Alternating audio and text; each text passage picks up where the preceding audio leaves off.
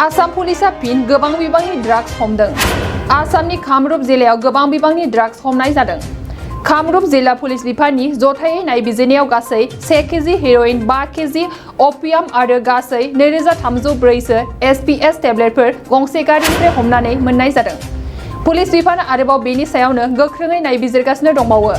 आसामनि गिबि मन्थ्रि डक्टर हिमन्त बिश्व शर्माया बे खौरांखौनो मोननानै गावनि टुइटार एकाउन्टनि गेजेरजों आसाम पुलिसनि गोख्रों मावथिफोरखौ साबायखर बावहरो। नोंथाङा देहानि सानाय सुनाय बेरामनि जेंनायाव गोग्लैदों नामा? गावनि देहानि सानाय सुनाय बेरामखौ लानानै दुखुआव दं नामा? मोनसे गोजोनथाव खौरां, नोंथांनि देहायाव बायदि रोखोमनि सानाय सुनाय दंब्ला नोंथाङा जिंगा दासि।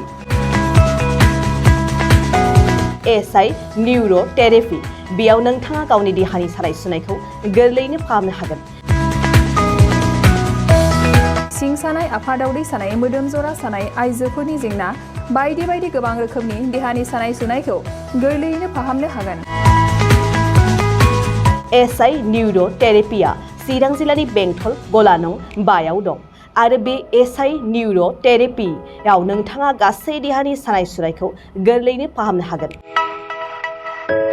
गोबां मिथिनो थाखाय 7620160459 जानबुं अनजिमायाव जगाजग खालामनो हागोन।